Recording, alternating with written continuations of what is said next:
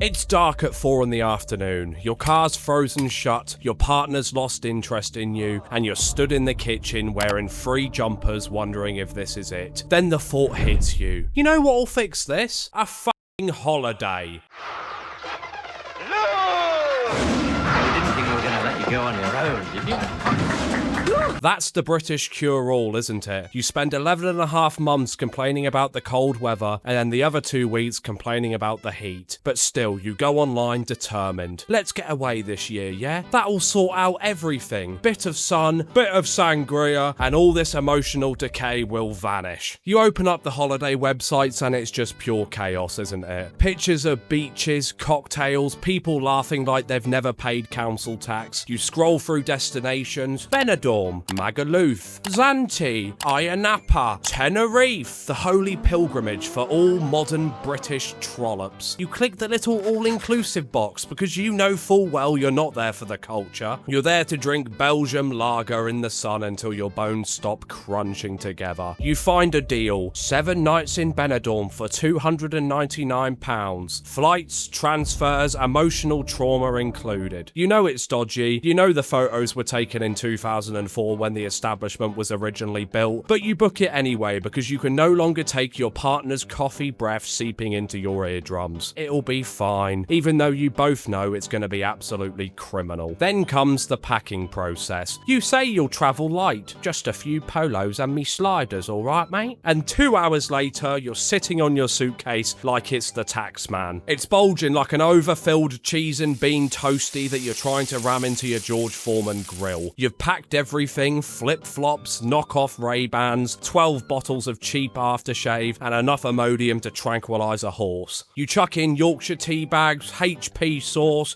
and a packet of Walker's crisps, because God forbid you go 7 days without a taste of home. The alarm goes off at 3 in the morning for your midday flight because British logic says it takes 5 hours to drive 20 minutes and check in. You're half dead, dragging your suitcase, arguing about whether you turned the tumble dryer off, and wearing that tragic neck pillow that makes you look like one of those planes that land on water. You turn up to the airport in sliders, trackies, and with a faint smell of gooch sweat. The airport's already rammed, you can smell the stress in the Weatherspoons breakfast. It's tradition though at this point, isn't it? You get a pint of lager at 6 in the morning because it's 5 o'clock somewhere, even though it tastes like absolute arse because you brushed your teeth only an hour ago. You look around, families are wearing poor people designer clothing which they think looks really cool because they're at an airport, and then you land in Turkey's Dalaman airport and suddenly your LV turns into HIV. You see lads on stag doos wearing inflatable flamingos, and that one Asian family that somehow brought a freight shipment of taped up boxes. It could be fish, it could be face cream, it could even be classified military hardware. Who knows? They're gliding through that nothing to declare section because not a single immigration officer actually gives a fuck unless they're being filmed for Sky One. And what happens to you? You get strip searched over a bottle of shampoo and a lighter in your swimming shorts. Check-in takes absolutely hours. You get me?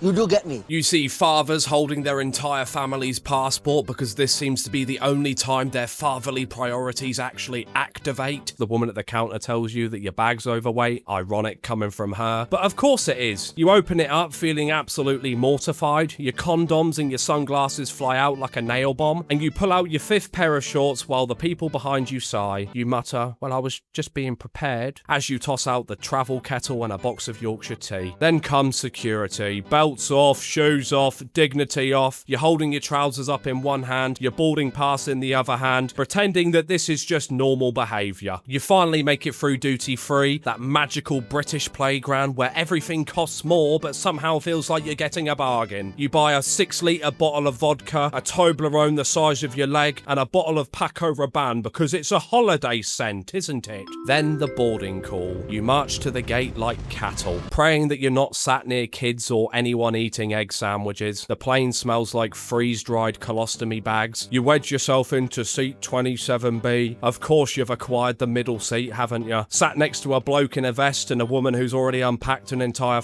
picnic. Behind you, a child starts playing Beethoven's Symphony No. 5 on the back of your chair with his feet. The safety demo starts. Not a single person is listening. The stewardess is miming seatbelts to an audience of zombified delinquents. The engines roar. The plane tilts, and as soon as you leave the runway, applause erupts. The only time the clap is ever accepted in British society. And of course, 10 minutes in, someone fully reclines their seat, and now they're practically resting on your groin. The trolley rattles down the aisle selling £7 cups of tea and £5 crisps. You buy both because it's part of the experience, isn't it? After what feels like an absolute eternity, you finally land, applause erupts again, the pilot announces, "Welcome to Spain," and instantly everyone's filming tarmac like it's spreaded caviar. You stand up even though the seatbelt sign's still on, and now you're stuck in the aisle like a hostage. And then you've got passport control and baggage claim, the two great tests of British patience. You say "Hola" to the Spanish immigration agent. He rolls his eyes and lets you through. You spot your suitcase looking like it's been dragged through a war zone. You grab it and march outside, victorious. Then it hits you. Your armpits become a small waterfall, that wall of sweaty, suffocating air. You've gone from a potato to oven baked in 10 seconds. You pile onto the transfer coach, which smells of sun cream, Hollister spray and vomit. At the front stands your rep, a relentlessly perky woman named Chantel, armed with a microphone and the sort of enthusiasm usually found in an evangelical church. "Who's ready to party?" she shrieks. No one responds, a few people groan, and that one bloke in the Union Jack vest mutters, "Not without a pint, love."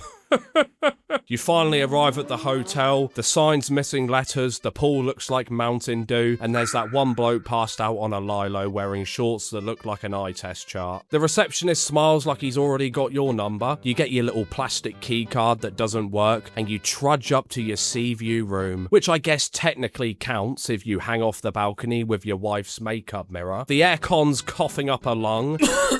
The curtains look like someone's wiped their ass with them. Your wife's checking the sheets and the dust because she's watched one TikTok hotel influencer. Like she's even got the balls to complain. But you're here. You've made it. Day one, straight to the pool. You see your fellow people. Rows of pale Brits sizzling like bacon. Everyone's got either an English flag or their football club on their towel. All down on the lounges at 7 a.m. You tell yourself you won't be one of those people, but there you are at sunrise, towel in hand, hovering by the gate like you're invading Normandy. You sit back, beer in hand, and so it begins. Men are wandering around shirtless everywhere, in the lobby, the bar, even breakfast. Bellies out, gold chains glistening, women in bikinis and hoop earrings the size of steering wheels. Kids running about in matching football tops, until their parents eventually send them off to kids club because they can't be to look after them at home, let alone on holiday. And by 11 a.m, the pool bar's full, someone's 14 pints deep by midday, someone drops a drink on the floor, and the Sun Lounger spectators scream, "Way!" And right next to them, the expats, the ones who left the UK because it was full of foreigners. Now they're here, sat in Spain, being the foreigners. Oh, I'm sorry, darling. They glide past on those little mobility scooters like it's the pensioners F1, Union Jack decals on the back, one hand clutching a pint of John Smith's, the other one pointing out where the nearest Iceland is. They've got names like Big Mick or Lynn from Leeds, and every sentence starts with, "I tell ya, it's not like back home." Well, yeah, mate, that's kind of the point. Lunchtime, you hit the buffet, don't ya? Piles of sausages, beans, eggs that can bounce. You look for hash browns, none. Not a single bloody hash brown in sight. What kind of establishment is this, you whisper, outraged. You try the local cuisine once just to feel something, and you complain that the chips don't taste right, and the Spanish bacon's just not proper, is it? You try paella and you think it's some bloody Spanish prosy, and you end up saying, "Oh, Spanish can't do their curries, right?" And then the inevitable happens. You've eaten yourself half into a coma. You head up to the room for a quick lie down, and that's it. You've been abroad 4 days and now you're taking daily naps. You never nap at home, but suddenly it's an essential thing. You crawl into that rock solid hotel bed, crack open a bag of Lays, and spend an hour saying, "They taste different to Walkers, don't they?" While getting crumbs all over the duvet. You know, you've essentially recreated your living room, but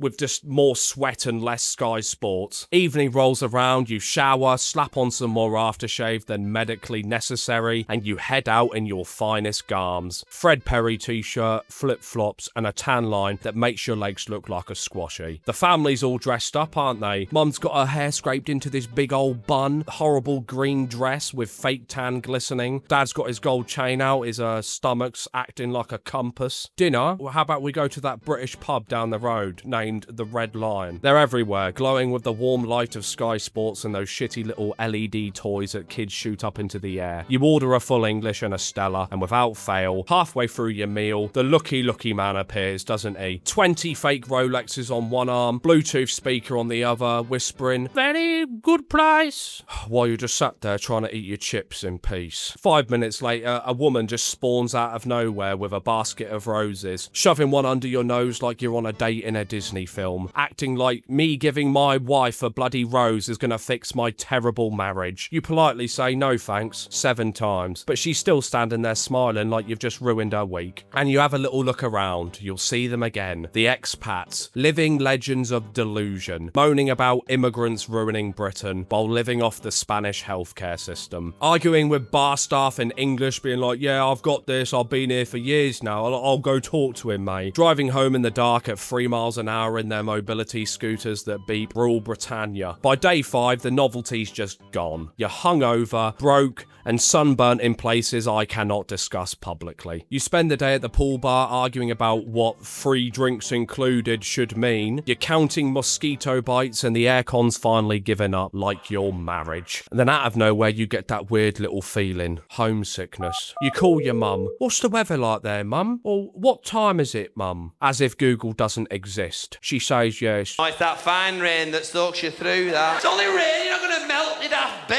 And it's somehow comforting, isn't it? You sigh and say, "Yeah, it's a bit hot here, to be honest." Because no matter where you go, we can't help but moan. It's your last night abroad, and because you've done absolutely nothing, you decide to hit the karaoke bar. Kev from Bolton's absolutely murdering Champagne Supernova, all while the hen party cheers him on. You've had 12 pints and half of your wife's Sambuca, because you keep sipping it while she goes up for a slash, and you stand up to sing Wonderwall with tears in your eyes. It's absolutely terrible. It's beautiful. You feel alive. And then suddenly it's over, isn't it? The last day, you pack your bag, heavier now with dodgy cigarettes, knockoff sunglasses, sticky labelled aftershave, and your kid's ADHD toy that you got from the lucky man. You're hungover, burnt, and downright poor. You check out, wave at the receptionist who still hates your guts, and you get back on the coach. Everyone's silent, the joy is just depleted. Don't get me wrong, it was never truly there. But now the pain is accompanied by peeling skin and collapsed noses, and a cold that you somehow caught in 35-degree heat. Doesn't matter how many paracetamol you take, you'll be coughing like you've smoked gravel by the time you get through arrivals. At the airport, deja vu, everyone's miserable, you buy a bottle of water for €6 and promise to start eating healthy when you get home. The plane smells like after sun, despair and Vicks. When you land, the rain's waiting. You step outside, your arms are flailed like that bloody Jesus statue in Brazil. Feel that drizzle on your sunburn, eh? And you mutter, "Oh, it's good to be home." You're absolutely chuffed to show the Spanish taxi man driving you home that you've learnt how to call his mum a slag in Spanish. You get home and collapse on the sofa. And then 2 weeks later, the frost hits your car and your life suddenly feels empty once again. We just cannot help ourselves, can we? Us Brits don't conquer the world anymore. We just try to fix things that are already far too broken.